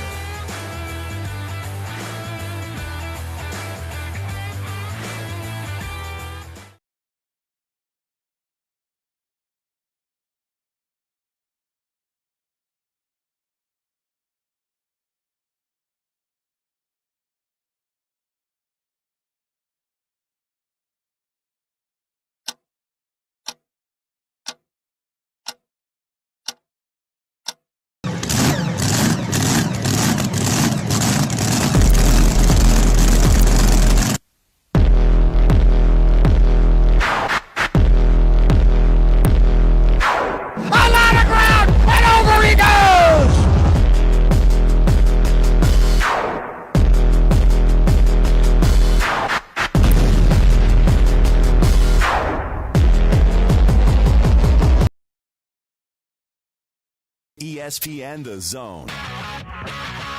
Specializing in simple and affordable rentals, McCurry Van and Car Rental can make sure you have just the right vehicle for your next family vacation, weekend getaway, or if you just need transportation while your vehicle is being repaired. McCurry carries Ford Transit vans and Mercedes Sprinter vans, trucks and work vans, and more. And they offer discounted rental rates for long-term rentals. Now with 4 locations: Athens, Muscle Shoals, Coleman, and Huntsville. Log on McCurryRentals.com to make your reservation now. That's McCurryRentals.com. We're going abroad for the first time in years, to Spain. So we started using Babbel. And started learning Spanish fast. With Babbel, you can start having conversations in another language in just 3 weeks. ¿Cómo te llamas? ¿Cómo te llamas? When you learn a language, you want to actually use it. Babbel is designed with that goal in mind. In just 3 weeks, we're starting to have conversations in Spanish. Gracias, Babbel. Babbel, language for life. Now try Babbel for free at Babbel.com. That's Babbel.com. Are you tired of chasing a roofing contractor to show up on time, or even show up at all? I'm Sam Fleming with Fleming Roofing and Restoration. Our motto at Fleming Roofing is we show up.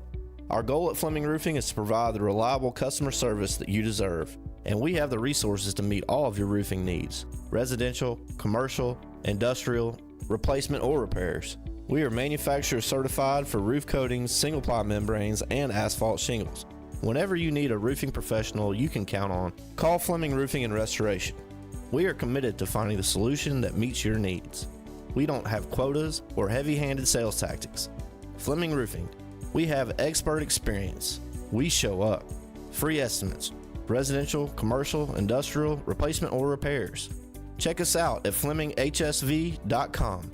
FlemingHSV.com.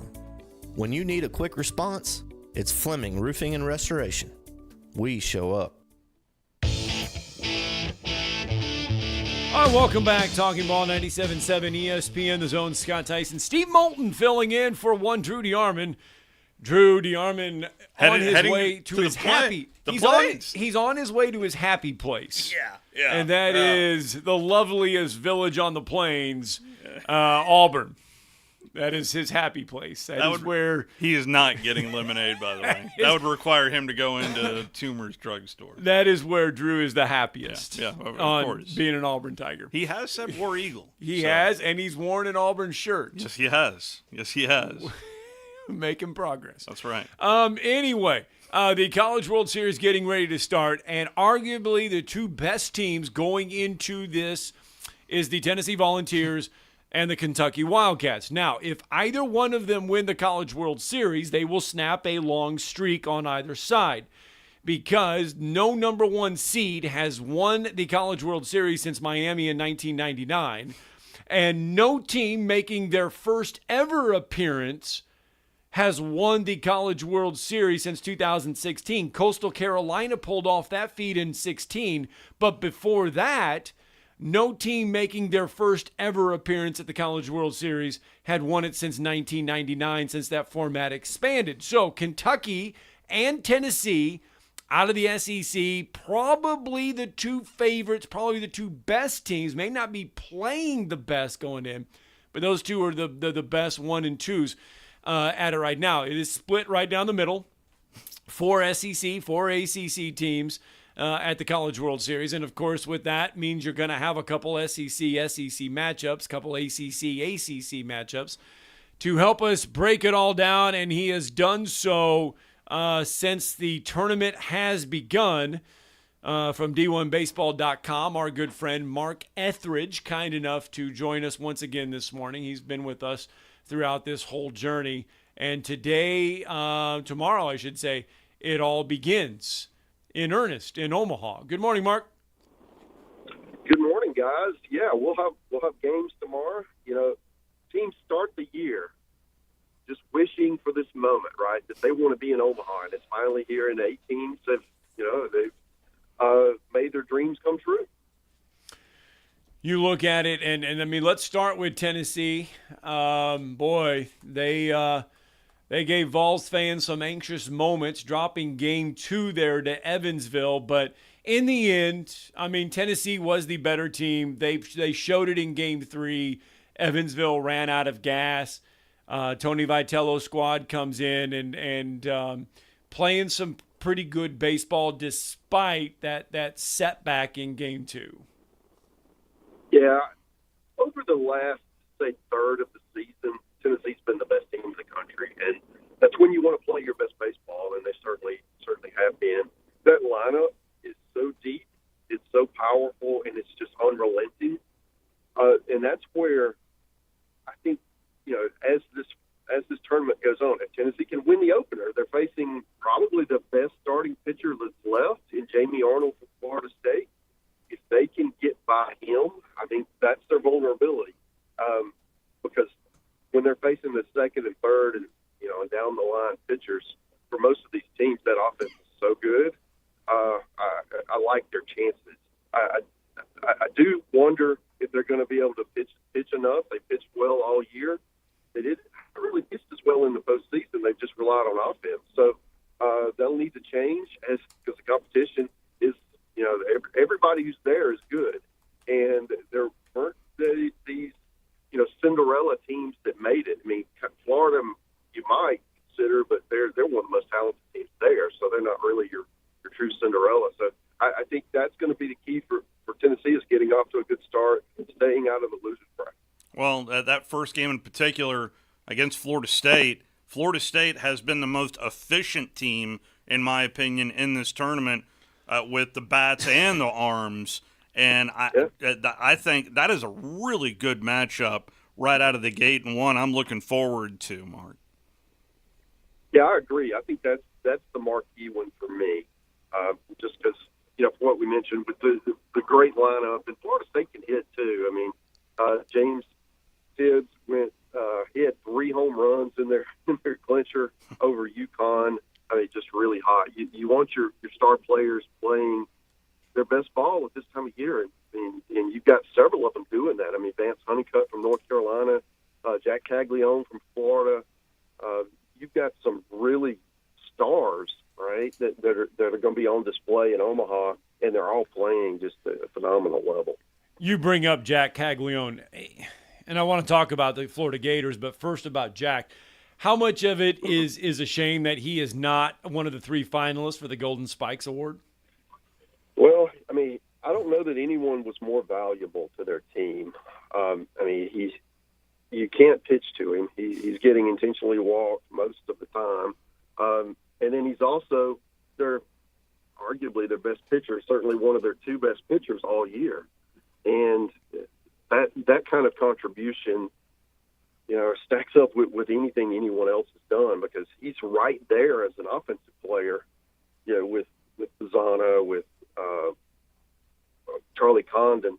And he's not that far behind, Hagen Smith from a pitching standpoint. Certainly he's not that, but to his team, he's been very valuable. But I do think that he has not pitched his best down the stretch, and it's kind of, where we went into it even mid-season thinking he was going to be an Ohtani type that was going to play both ways. I don't think he is now. I think his bat has improved to the point where he's just so good that you don't want to so good at the plate that you don't want to risk an injury with him pitching.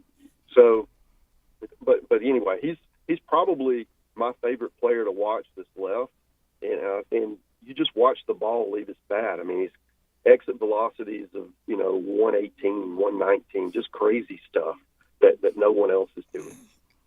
If there's one team of these final 8 that I don't know a whole lot about, and I'd like to pick your brain on it, it's Virginia. And I mean, I certainly have seen them statistically, but how does Virginia impress you?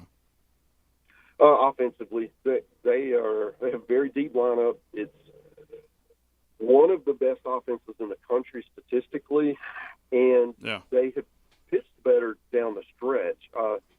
Jay Woolfolk is the guy who really pitched well against Mississippi State in the regional. And Mississippi State, that was a good team. So I think a lot of heads were turned when they were able to slow down Mississippi State, both because if you can hit Mississippi State's pitching, I mean, you obviously a really good lineup, but they also were able to slow them down, on the mound. And that's really been the question for Virginia. Do they have enough pitching? And especially as the competition rises, I mean, that's a really fun matchup in their opener against North Carolina, because North Carolina is the team they've been winning, these walk-off wins, and they had that great matchup with LSU. That was a great game. That was a great series. Yeah, they're so battle-tested at this point. And Vance Honeycutt, their center fielder, he's the best defensive player in the country, and he's also one of the best hitters. I mean, and he's hot. And when you get that combination, I mean, that makes a team really difficult to deal with.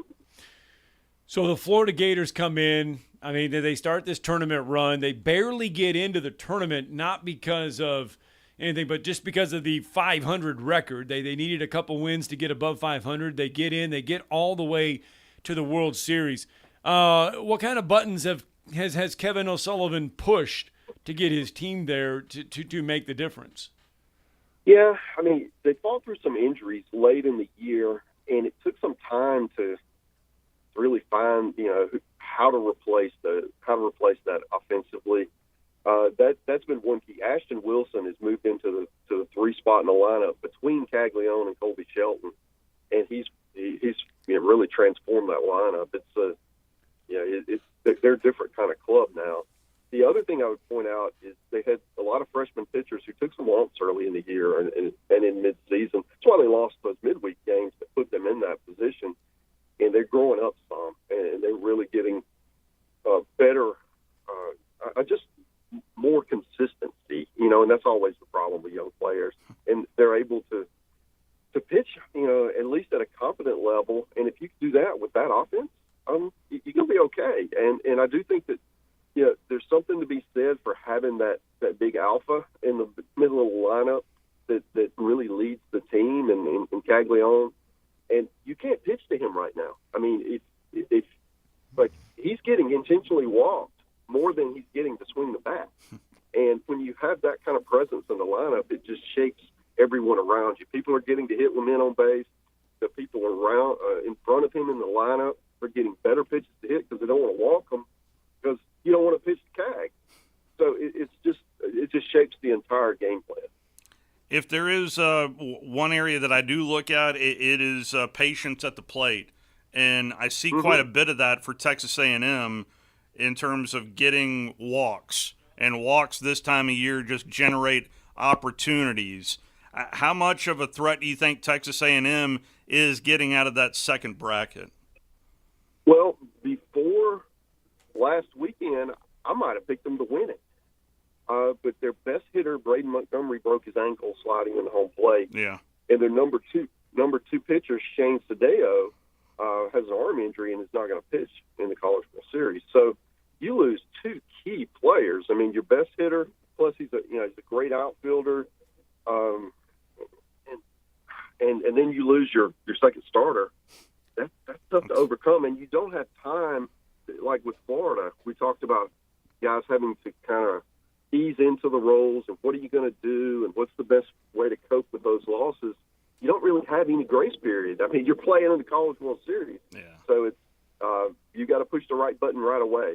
And so I do think that's the concern for me. But that's a great lineup regardless. Even without Montgomery, as you mentioned, great plate discipline. They draw a lot of walks. They don't swing at bad pitches. They don't chase. You're going to have to fill up the zone to deal with A&M, and if you don't have great stuff and you throw it in the zone, they're going to make you pay. So it's a fun team to watch, just as a baseball purist, because they handle things. I mean, they really make you work, and as a result, there's always somebody on base, right? I mean, it's kind of one of those deals where if they pitch enough, without Sadeo, they've got Chris Cortez, who's a great reliever.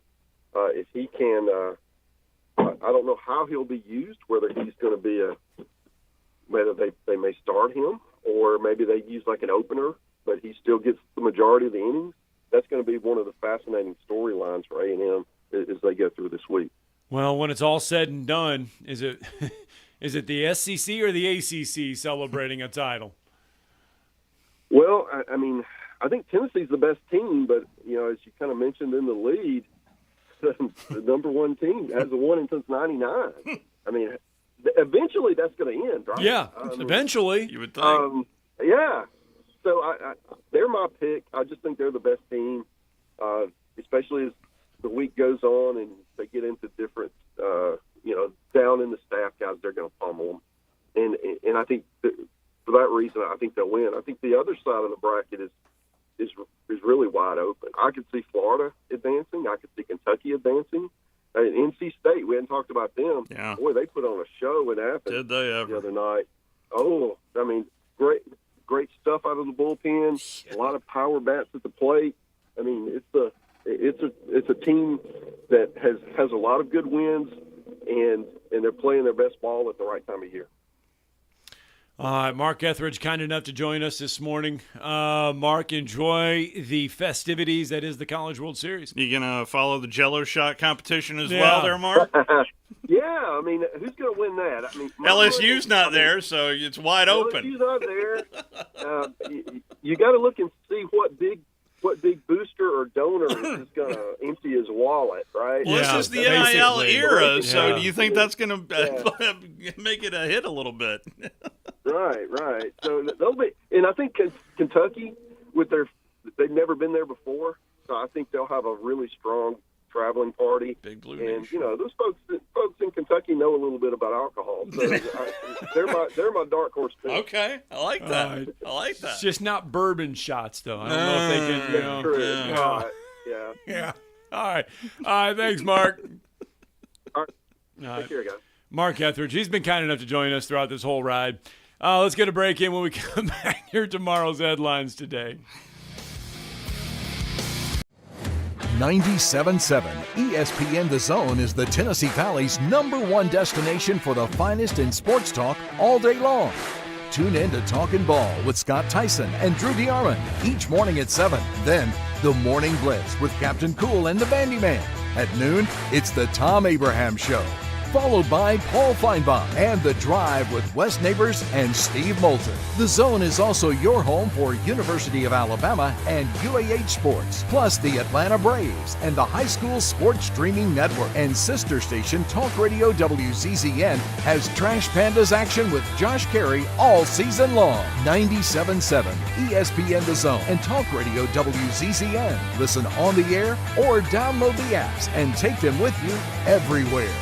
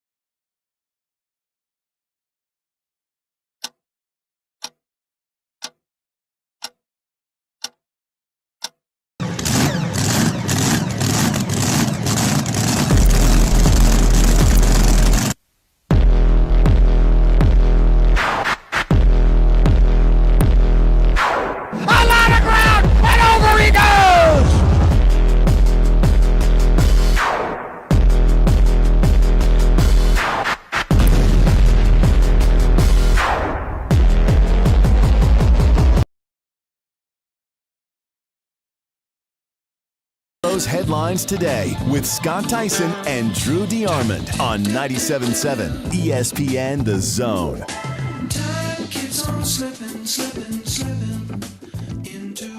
Welcome back, Talking Ball 97.7 ESPN The Zone. Oh, man. Barkley. Yeah. See, okay, so. I know, if that's not your tomorrow's headlines today, No, it is. Well, tomorrow's headline today is. I'm sorry I torpedoed you right No, there. it's not, but it could be because half the time, we just talk about what we talk about in the commercial and we just carry it right on into the show because we do it that way. But yesterday, I did tell Drew about Joey Chestnut, and he cannot compete in the Nathan's hot dog eating contest because he signed with Impossible Meats, which is a competitor of Nathan's Hot Dogs. Well, I mean, I don't watch it anyway. Do you? I glance at it. I glance at it because I think the spectacle that they put on is great because it reminds you of carnival-ish type of thing, and it's the boardwalk and everything, and I think how they do it is really cool. I think the production of it is really cool. No, the actual competition, I don't. Yeah, now you understand why though. So now Joey Chestnut and Takeru Kobayashi are going to do their own thing. Yeah, and it's going to be a Netflix thing on the same day. Of course it is. Yeah, of course it is. And they haven't competed against each other since 2009. So yeah, I still don't want to watch. Imagine. I mean, it's all playing out. I mean, it's like, okay, we were all sitting there saying there's got to be another reason, and there is. It's going to be September 2nd on Netflix. Can't wait. No, I'm not in. No.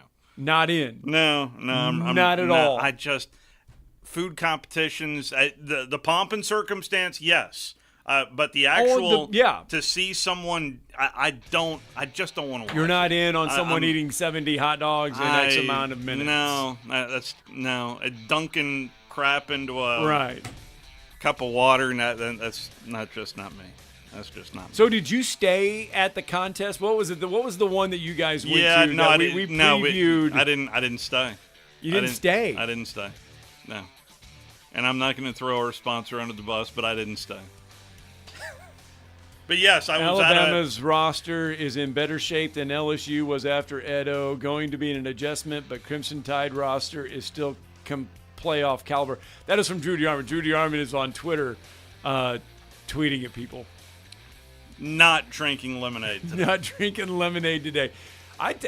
It's a short walk from Neville Arena to Toomer's Corner. Help us out, Bruce. He needs to do it. By now, you know about Eagle Masonry and Insulation, and maybe you know that Eagle also does